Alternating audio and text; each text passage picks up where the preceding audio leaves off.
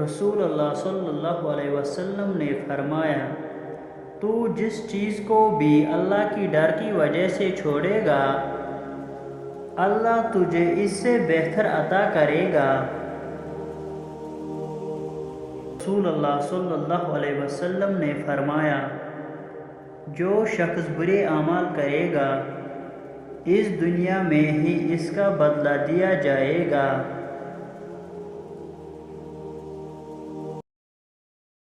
رسول اللہ صلی اللہ علیہ وسلم نے فرمایا، جو شخص ایک دن میں 100 مرتبہ کہے، اس کے گناہ سمندر کی جا کے برابر بھی ہو تو معاف ہو جاتے ہیں۔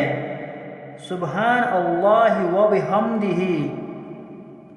اللہ صلی اللہ علیہ وسلم نے فرمایا، 4 چیزیں بد نصیبی کی پہچان ہے: آنکھوں کا خشک ہونا کہ اللہ کے خوف سے کسی وقت بھی آنسو نہ ٹپکے، دل کا سخت ہونا کہ آخرت کے لیے یا کسی دوسرے کے لیے کسی وقت بھی نرم نہ پڑے، امیدوں کا لمبا ہونا اور دنیا کا لالچ۔